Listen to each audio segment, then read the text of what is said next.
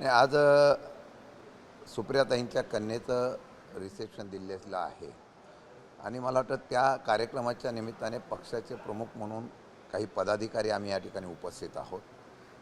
हा निव्वळ त्या असलेल्या कार्यक्रमाच्या निमित्ताने आम्ही आलेलो हा योगायोग आहे.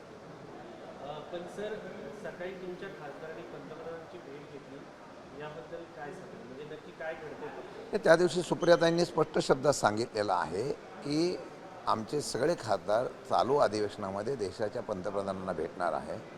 काही महाराष्ट्राचे प्रश्न आहेत, त्याचबरोबर काही प्रश्नाच्या संदर्भातून खासदारांच्या प्रश्नाच्या संदर्भात एक शिष्टमंडळ भेटायला जाणार होतं आणि त्या निमित्ताने त्या भेटायला गेलेल्या आहेत. मला वाटतं ते सांगून गेलेले आहेत, असं काय गपचूप काय भेटायला गेलेलं नाही. त्यांनी सांगितलं होतं की आम्ही सर्वजण भेटायला जाणार आहोत. मला वाटतं त्या कार्यक्रमाच्या अगोदर त्या प्रश्नाच्या संदर्भातून आणि काही विषय घेऊन गेलेले आहेत, ही वस्तुस्थिती आहे. पण पृथ्वीराज चव्हाण म्हणतात की शरद पवार मोदींना भेटतात, सांगतात वेगळं कारण, मध्ये असतं दुसरं कारण, आणि काहीतरी अस्वस्थता NCP मध्ये आहे, त्यामुळे NCP मध्ये मोठं काहीतरी घडतंय.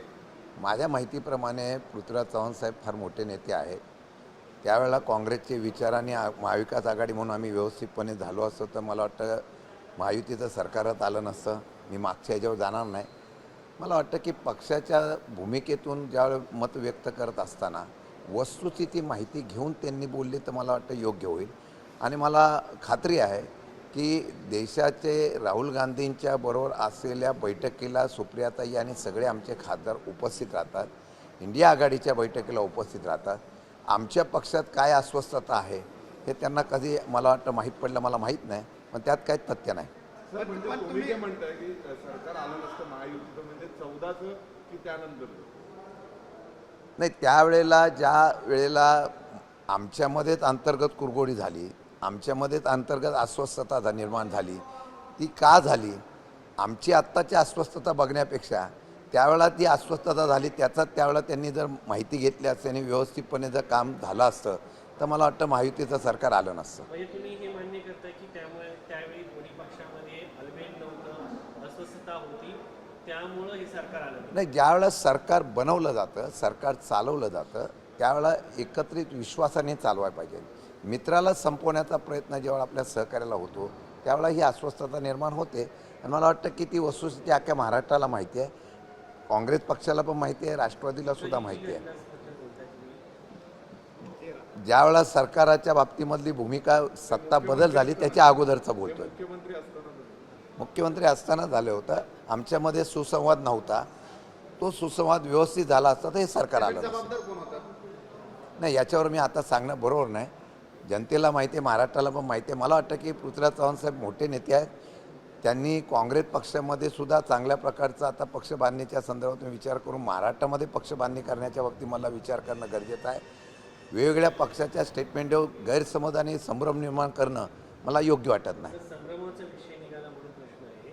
अगोदर शरद पवार साहेब कोकण जनता पार्टीच्या निमित्ताने पंतप्रधानांना भेटतात, नंतर सुप्रियाताई तुमचे खासदार अमित शहाना भेटतात, तिकडे जयंत पाटील देवेंद्र फडणवीस यांच्यासोबत प्रवास करतात, आणि इकडे परत तुमचे 8 खासदार थेट जाऊन जसे एक शिष्टमंडळ नाही तर सगळ्या घडामोडीच्या पार्श्वभूमीवर जसं तुम्ही NDA मध्ये जाताय, अशी फार लोकांना शंका आहे. आता हे संभ्रम कोण करते? नाही नाही, आम्ही संभ्रम करत नाही. सूत्र कुठलं आहे त्याचाच मला शोध घ्यायचा आहे. मी कालही सांगितलं होतं की ज्या वेळेला आदरणीय शरद पवार साहेब भेटले त्यावेळेला अगोदर ते जंतर मंतरवर भेटले, तिथल्या विद्यार्थ्यांच्या यांना पाठिंबा दिला, नंतर ते उघडपणाने भेटून त्यांनी त्याच्याबाबतीत स्पष्टपणाने भूमिका मांडलेली आहे. त्याच्यानंतर जयंत पाटील आता काल आले. जयंत पाटीलांनी ते कोल्हापूरच्या विमानामध्ये योगायोगाने, आता मी इथं उभा आहे, एखादा भाजपचा मंत्री आला त्याच्याशी मी भेटलो म्हणजे आम्ही ठरवून भेटलो असं होत नाही.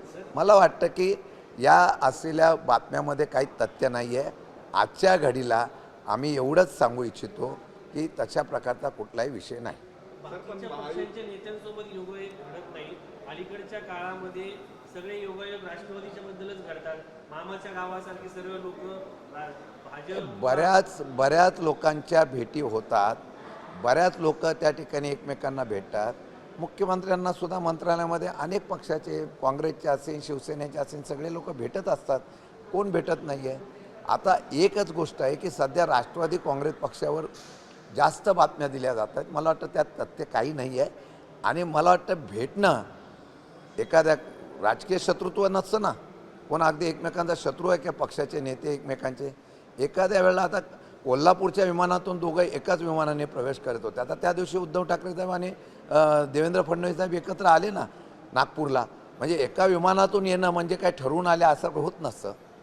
सर याचा अर्थ म्हणजे तुम्ही म्हणता की महायुती त्यावेळेस अस्वस्थतेमुळे सत्तेत येऊ शकली, पण ते सत्तेत येत असताना बाहेरून पाठिंबा राष्ट्रवादी काँग्रेसने दिला, ते स्थिर होऊ शकले सरकार कारण राष्ट्रवादी सोबत होती.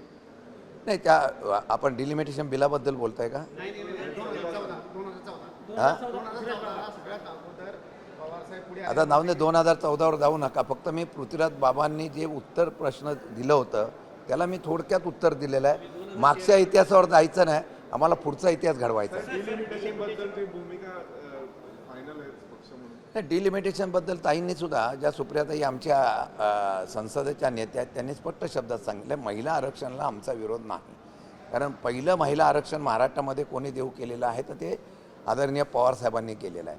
आता ह्या डिलिमिटेशनमध्ये कुठल्याही प्रकारचा राजकीय अजेंडा ठेवून कुठला अन्याय होणार नाही याची भूमिका घेऊन जर तशा पद्धतीने निर्णय झाला तर त्याच्या बाबतीमध्ये संसदीय नेत्या म्हणून सुप्रियाताई आणि बाकीचे सगळे आमचे सहकारी खासदार तो निर्णय त्यावेळेला घेतील. सर, अलीकडच्या काळामध्ये ज्या काही तुमच्या भेटीगाठी होतात सरकारच्या नेत्यांसोबत, त्यामुळे विरोधी पक्ष म्हणून तुमच्याबद्दल लोकांच्या मनात शंका निर्माण होईल असं वाटत नाही. सातत्यानं संभ्रम. नाही, संभ्रम आपणच निर्माण होतोय, आपणच करताय. माझ्या माहितीप्रमाणे संभ्रम निर्माण करण्यासाठी आम्ही आंदोलन केली ना. आम्ही राज्यभर सरकारच्या विरोधात आंदोलनं सुरू केलेत. मी आता अध्यक्ष झाल्यानंतर शेतकऱ्यांचं आंदोलन झालेलं आहे, त्यावर कर्जमाफीच्या बाबतीमध्ये आंदोलन झालं, कांद्याच्या बाबतीमध्ये आंदोलन झालं, परवाच्या दिवशी विद्यार्थ्यांचं आंदोलन होतं, त्याला महाराष्ट्रामध्ये आम्ही सगळीकडे आंदोलनाला उतरलो होतो. आम्ही आंदोलनं करतो आहे. आता मला वाटतं की आता आम्ही सरकारच्या चुकीच्या भूमिकेवर ठामपणाने विरोध करतो ही वस्तुस्थिती आहे. त्यामुळे संभ्रम निर्माण होण्याची प्रश्न येत नाही आणि येणाऱ्या काळामध्ये तशा प्रकारची चर्चा नाही आहे ही वस्तुस्थिती मी तुम्हाला सांगू विरोधी इच्छितो. पक्षामध्ये काँग्रेसमध्ये सुद्धा संभ्रम यासाठी आहे की एकीकडे जंतर मंतरवर आंदोलन चालू असतं, राहुल गांधी तिकडे पंतप्रधानांच्या घराच्या बाहेर बसतात आणि सुप्रियाताई आणि शरद पवार साहेब मोदींना भेटतात. त्याच्यामुळे कुठेतरी संभ्रम जो आहे तो दबक्या आवाजामध्ये त्यांचे खासदार सुद्धा सांगतात हे भेटायची आवश्यकता नव्हती. कोणी काय शंका घ्यावी, कोणी काय त्याच्याबद्दल विचार करावा हा ज्याचा त्याचा प्रश्न आहे. मी पक्षाच्या वतीने आम्ही आमची भूमिका स्पष्ट केलेली आहे. त्याच्यावर कोणाला काय स्टेटमेंट द्यायचं आहे, कोणी काय विचार करावा, मला वाटतं की मित्रपक्ष म्हणून आमची एक इच्छा आहे की जोपर्यंत ह्याच्यामधलं कुठल्या प्रकारचं तथ्य येत नाही तोपर्यंत आमच्या मित्रपक्षाने कुठला संशय आणि संभ्रम निर्माण करू नये अशी विनंती आहे. जनतेमध्ये तुमच्याबद्दल विरोधी पक्ष म्हणून जी भूमिका आहे त्याच्याबद्दल संभ्रम निर्माण होते तुम्हाला वाटतं? ती भूमिका तुम्ही मांडणं गरजेचं आहे. मांडतोय ना, मी रोजच भूमिका मांडतोय, दरवेळेला सांगितलेलं आहे आणि दरवेळेला आम्ही तशा प्रकारची भूमिका मांडून सरकारच्या विरोधात जी जी भूमिका असेल त्याला आम्ही स्पष्टपणाने उत्तर देऊ. पक्षांच्यापेक्षा अभिजित दिपकेंच्या आंदोलनाला मोठा पाठिंबा मिळतो, कारण विरोधी पक्षावरती लोकांचा विश्वास नाही असं वाटतं. नाही, असं नसतं आहे की शेवटी काय आहे, विषय जो होता त्याच्यावर युथने आंदोलन करण्याची भूमिका घेतली. निर्णय कोणी घेतला, पण सरकारच्या पद्धतीची नाराजगी जी होती त्याचा उद्रेक हा जंतर मंतरवर अभिजित दिपकेंच्या या आंदोलनाला पाहायला मिळाला.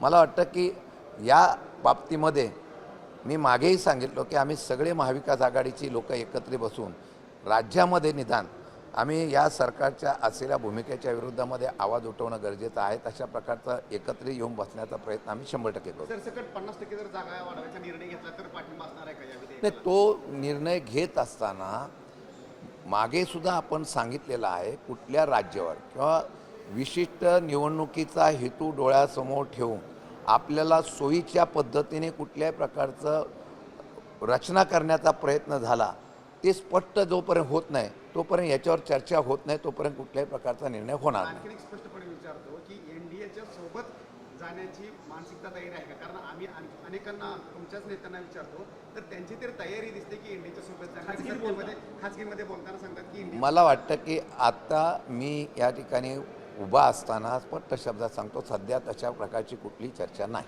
भविष्यात मी आत्ता सांगितलेलं तशा कुठल्याही प्रकारची चर्चा नाही. नाही, भविष्यातला आता मी तुम्हाला सांगितलं. आता तुम्ही मला बोलाल की उद्याचं काय, मी अध्यक्ष म्हणून स्पष्ट सांगतो की भविष्यामध्ये आणि आत्ताच्या याच्यामध्ये कुठल्याही प्रकारची त्याची चर्चा नाही.